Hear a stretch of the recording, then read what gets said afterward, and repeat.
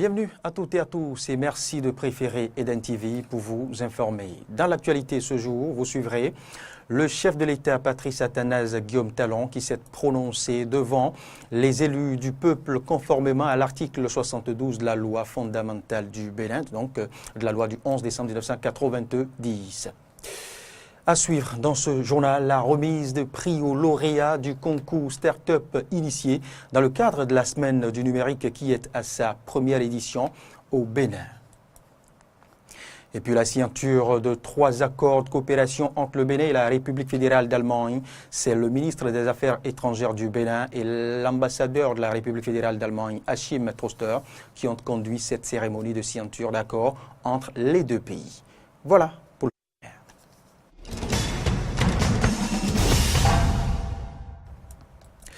À nouveau, bienvenue. Le chef de l'État, je vous en parlais au sommet, le chef de l'État Patrice Athanase Guillaume Talon s'est prononcé devant les élus du peuple conformément à l'article 72 de la loi fondamentale du Bénin.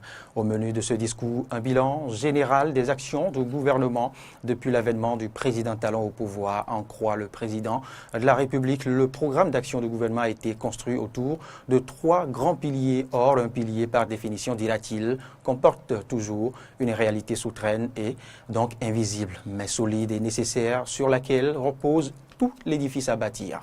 Le temps de la fondation, a-t-il ajouté, est un temps non apprécié, mal apprécié la plupart du temps, à sa juste valeur. Vous suivrez un extrait de ce discours dans notre édition de 20h. Poursuivons et restons toujours au Parlement pour dire que c'est par 61 voix que les députés à l'Assemblée nationale ont validé le projet de budget général de l'État, exercice 2018. 19 d'entre eux étaient contre le projet de loi de finances qui s'équilibre en ressources et en charges à la somme de 1862 milliards de francs CFA contre 2010 en 2017, soit une baisse de 147,668 milliards. Vous aurez, comme je vous le disais tantôt, des précisions dans l'édition de 20h avec Amen Didier Ongpenouji et Romaric Devossi. Parlons maintenant de la signature d'accord entre le Bénin et l'Allemagne. La République fédérale d'Allemagne accompagne à nouveau le Bénin. C'est ce qui convient de retenir de la signature de 3 accords de coopération intervenus entre le ministre des Affaires étrangères Aurélien Guénochy et l'ambassadeur de la République fédérale d'Allemagne au Bénin, Achim Troster. Ces accords de coopération d'environ 57 milliards, j'y arrive, d'environ 57 milliards de francs CFA visent à accompagner le développement économique et social du Bénin. Vous suivrez le reportage de Laurent Roland Tolinques et de Damien Pedro. Dans le but de consolider et approfondir ses relations amicales par une coopération financière et technique, la République fédérale d'Allemagne a signé avec le gouvernement béninois ce jeudi au ministère des Affaires étrangères 3 accords de coopération d'un montant total de 85 500 000 euros, soit plus de 56 milliards de francs CFA. Ces accords de prêt contribueront au développement social et économique du Bénin et de soutenir les efforts du gouvernement béninois. Ces accords sont déclinés en 3 volets, à savoir 2 accords de coopération financière et un accord de coopération technique. Ces différents accords signés pour la période 2017-2019 couvrent les domaines prioritaires d'intervention de la République fédérale d'Allemagne au Bénin, à savoir la décentralisation et le développement communal, l'eau, l'assainissement et l'agriculture. Ces interventions se traduiront à travers plusieurs programmes. Parmi ces derniers projets se trouve l'appui Conseil macroéconomique pour la réduction de la pauvreté, le programme eau potable et assainissement, le programme d'appui à la décentralisation et au développement communal, la promotion de l'agriculture et le fonds l'étude d'experts, ainsi que le renforcement des capacités de développement dans le secteur de l'éducation primaire. Comme ces accords intergouvernementaux le témoignent, l'Allemagne accorde une grande importance au processus de la décentralisation et réitère son engagement et son appui au Bénin. Sur la base de ces accords, l'Allemagne estime que les récents engagements du gouvernement ainsi que les étapes franchies ces derniers mois permettent de considérer le PONADEC comme toujours crédible et pertinente. La signature des présents accords de coopération découle des négociations intergouvernementales bénino-allemandes tenues à Berlin les 21 et 22 septembre 2016. Ce dont se réjouit le ministre des Affaires étrangères, Aurélien Guénochy, qui prend l'engagement quant à l'utilisation transparente de cette aide. Je vis ceci aussi comme la manifestation de la grande amitié de l'Allemagne vis-à-vis du Bénin. Je le vis avec d'autant plus de satisfaction que, grâce à votre pays, le Bénin a été récemment admis dans le groupe du G20, les pays qui bénéficient de cette attention particulière, qui rentrent dans un nouveau type de partenariat avec les grands pays. Depuis que nous sommes aux affaires, le président a souhaité que l'aide soit utilisée à bon escient.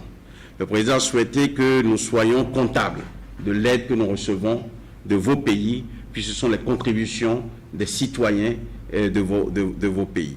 Donc je puis vous assurer que le Bénin fera tout ce qui est dans son pouvoir. Je puis vous assurer que le gouvernement sera particulièrement vigilant dans l'exécution des projets qui ont été retenus. Par cette signature d'accord de coopération, l'Allemagne vient de renouveler son engagement à accompagner les actions du gouvernement et les ambitions déclinées en projet dans le programme d'action du gouvernement. Autre volet dans ce journal, 3 lauréats du concours du Start-up initié dans le cadre de la semaine du numérique première édition au Bénin ont reçu leur récompense ce jeudi dans un hôtel de Cotonou. La cérémonie de remise de prix aux meilleures solutions numériques a été présidée par la ministre de l'économie numérique et de la communication. Reportage. Au terme des travaux de la première édition de la semaine numérique au Bénin, riche en conférences thématiques, expositions de projets et de démonstrations d'innovation, 3 lauréats du concours Start-up ont reçu ce jeudi 21 décembre 2017 des prix pour leur engagement à rendre performantes les nouvelles technologies du numérique. Une mission salvatrice selon le président de l'autorité de régulation des communications électroniques et de la Poste. Il y a 2 technologies qui transforme la vie de tout un chacun. C'est les communications mobiles et l'Internet. Nous avons vu tout à l'heure, à partir donc d'un portable, on nous projette des mots sur un écran. Le mérite de cette équipe, c'est de mettre au point certaines applications qui répondent aux besoins réels de la société. Donc nous attendons d'eux, non seulement qu'ils améliorent ce qu'ils ont fait, mais qu'ils y ajoutent d'autres possibilités, d'autres applications. Et c'est ainsi que, progressivement, au Bénin, nous pouvons faire du Bénin cette plateforme idéale du numérique pour la sous-région. Quant au ministre de l'économie numérique, Aurélie Adam Soulé Soumarou, elle invite les récipiendaires à œuvrer également pour assainir les plateformes à l'ère du numérique. Aujourd'hui, on veut des solutions qui sont responsables, qui respectent l'environnement, qui se mettent en place dans un procédé qui permet de faire du recyclage. Donc toutes ces dimensions, moi je les ai vues dans les solutions qui nous ont été proposées et je voudrais donc féliciter les 3 lauréats. Je souhaite vraiment bon vent, comme on dit. Mes encouragements vous suivent. Et je pense qu'on a ici des sociétés de l'écosystème numérique qui aussi ont certainement été intéressées par ce qu'ils ont vu et qui vont certainement également vous suivre dans le développement de vos activités. Cette cérémonie de remise de prix aux meilleures solutions numériques reflète la vision du chef de l'État Patrice Talon à faire du Bénin la plateforme de services numériques de l'Afrique de l'Ouest. Tourisme maintenant, la saison cynégétique et touristique 2017-2018 a été officiellement lancée ce jeudi par le directeur de cabinet du ministère du Tourisme et de la Culture et des Sports, Ernest Guillaume Sossou. Je vous propose ici de le suivre. Il est au micro de Roland Torinques et de Damien Pedro. Le tourisme crée de la valeur sociale et constitue un puissant moteur de développement et de brassage des peuples au-delà de la création de la valeur économique et de la valeur territoriale. Parti de simples activités, le tourisme est devenu, au fil du temps, une réelle industrie avec un impact remarquable sur l'économie des destinations. En effet, pour l'année 2016, les recettes touristiques générées dans l'espace UEMOA sont de 589 milliards de francs CFA. Le nombre des arrivées touristiques dans tout l'espace a été de 3 milliards 478 millions au 31 décembre 2016, soit une progression de 13% par rapport à 2015. Au Bénin, le flux touristique est passé de 254 618 en 2015 à 267 330 en 2016, très loin derrière la Côte d'Ivoire et le Sénégal qui ont compté plus d'1 million de visiteurs. Le Bénin entend accroître sa part de marché au plan régional. C'est pourquoi l'ouverture officielle de la saison cynégétique et touristique s'inscrit d'une part dans un processus de valorisation de notre patrimoine et d'autre part dans le développement durable des territoires pour la promotion de la destination Bénin. Le Bénin dispose d'un véritable potentiel touristique composé de richesses naturelles, culturelles, fauniques et floristiques qui le placent en bonne position dans la sous-région ouest africaine. En dehors de ces atouts naturels, notre pays offre une stabilité politique qui garantit la sécurité aux touristes, facteur déterminant dans le choix d'une destination. Le gouvernement du président Patrice Talon a introduit de profondes réformes pour offrir à terme aux touristes un package qui rend la destination Bénin agréable dans toutes ses dimensions. Pour ce faire, d'importants investissements sont en cours afin de diversifier l'offre touristique béninoise. Le Bénin, c'est d'abord 125 km de côtes propices au tourisme balnéaire. Le Bénin, c'est ensuite une diversité culturelle riche de rites et de rituels, de manifestations culturelles d'exception. Le Bénin, c'est aussi un magnifique écosystème qui ne demande qu'à être exploré. Le Bénin, c'est enfin des habitations traditionnelles typiques. Pour réussir le challenge de diversification et de modernisation de l'offre touristique béninoise, nous devons travailler ensemble et mutualiser nos énergies. L'heure est à l'action et je nous invite tous, opérateurs touristiques privés, partenaires techniques et financiers, associations professionnelles, organisations non gouvernementales, collectivités locales, acteurs à divers niveaux, communautés à la base, hommes des médias et communicateurs, à conjuguer nos efforts pour offrir le meilleur aux férus de nos attraits touristiques. C'est sur ces mots que je lance officiellement ce jour la saison cynégétique et touristique 2017-2018.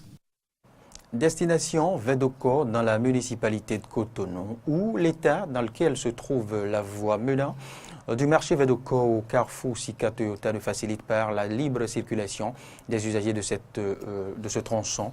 Depuis plus de 2 ans, c'est un véritable calvaire que vivent ces usagers. Une situation qui n'est pas sans répercussion sur les véhicules et autres moyens qui pratiquent ce tronçon. Suivez ici le reportage de Aristide Setti. De quelle autorité relève la réfection des voies dans le département du littoral? Que font-elles concrètement? Ce sont là les différentes questions que se posent les usagers et populations de la ville de Cotonou depuis des années au sujet de la voie menant du marché Vedoko au carrefour Sika Toyota. La voie entre-temps revêtue de pavés est actuellement en terre basse. En saison pluvieuse comme sèche, ces trous contiennent en permanence l'eau de ruissellement. L'insalubrité atteint son apogée sur ce tronçon qui constitue un véritable casse-tête pour les usagers. Nous qui empruntant cette voie tout le temps, voilà, vous constatez, c'est la difficulté. Nous vivons ça tous les jours.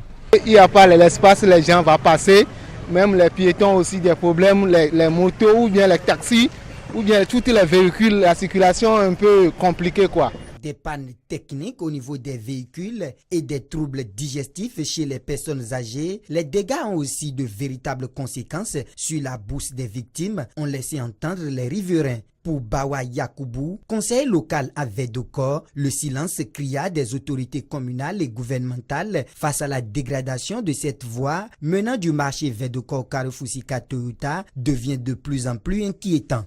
C'est vraiment dégradé. C'est même mieux maintenant. Il y avait de l'eau abondamment et on avait écrit, on a fait le tour, on a cherché, on est allé vers l'arrondissement, écrit même à la mairie. La mairie est démissionnaire parce que ça fait plus près de 2 ans maintenant que la voie est comme ça. Et de jour en jour, ça se dégrade. On a tout fait, bon, impossible. Les autorités, en temps, il y avait une autre chaîne de télévision qui était arrivée vers nous, dont on a encore parlé de la voie. Personne n'en parle, personne ne se soucie de cela. Les voitures n'arrivent même plus à passer. Même moi-même qui suis ici, j'ai de la peine à passer par là. Et tous les vendeuses et autres, les usagers nous disent, vous êtes des conseillers et vous ne pouvez rien pour la voie. On a dit qu'on a écrit à la mairie. On a tout fait, hein, impossible. En attendant une réaction prompte et positive des autorités béninoises en charge des infrastructures ou de la direction du service technique de la mairie de Cotonou, les usagers ont une seule option, celle d'emprunter les déviations qui deviennent donc les seules voies auxquelles ils s'accrocheront pour vaquer à leurs occupations. Et dans un tout autre chapitre, avant de mettre un terme à ce point de l'actualité sur Eden TV, allons comprendre maintenant ce que les enfants savent du concept du Père Noël. La fête de Noël, vous le savez, représente un moment important dans la vie de tous les enfants, outre les bons plats, les belles tenues, les sorties et autres spectacles dans les centres de jeux. Chaque enfant se voit offrir des cadeaux divers à l'école ou à la maison par le Père Noël, dit-on. Alors, mais qui est-il ce Père Noël? Et que savent les enfants du Père Noël et pourquoi cette générosité? Élément de réponse dans ce reportage.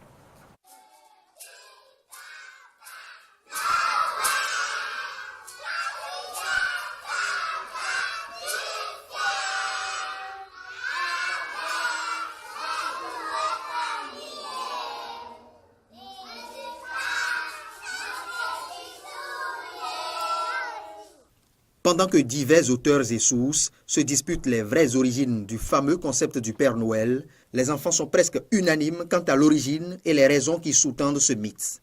Papa Noël vient du pôle Nord. Papa Noël vient du ciel. Papa Noël, c'est quelqu'un qui vient du ciel pour nous distribuer des cadeaux. Qu'il soit venu du ciel ou du pôle Nord, les enfants sont plus intéressés par sa générosité que par son origine. Papa Noël, il donne les cadeaux à les gens. Papa Noël, c'est un élément de joie qui nous distribue des cadeaux. Papa Noël, c'est quelqu'un qui distribue les cadeaux. À l'instar des adultes, tous les enfants ne partagent pas le mythe qui entoure l'existence du Père Noël. Père Noël, ce sont des gens qui se déguisent et ils donnent des cadeaux à les enfants. Mais quel est alors l'avis des adultes sur la question? Bon, le Père Noël, personnellement, bon, ça ne me dit pas grand-chose. Seulement, c'est toujours pour faire amuser les enfants. L'accoutrement de ce monsieur qui se trouve devant les enfants leur permet au moins de voir le monde autrement. Puisque ça fait partie des pans, c'est l'un des pans de la colonisation. Nous avons une autre manière de faire amuser nos enfants et de leur prodiguer aussi des conseils. Malgré les critiques de cette envahissante popularité du Père Noël, le mythe continue de prendre de l'ampleur et est entretenu par des intérêts capitalistes et mercantilistes.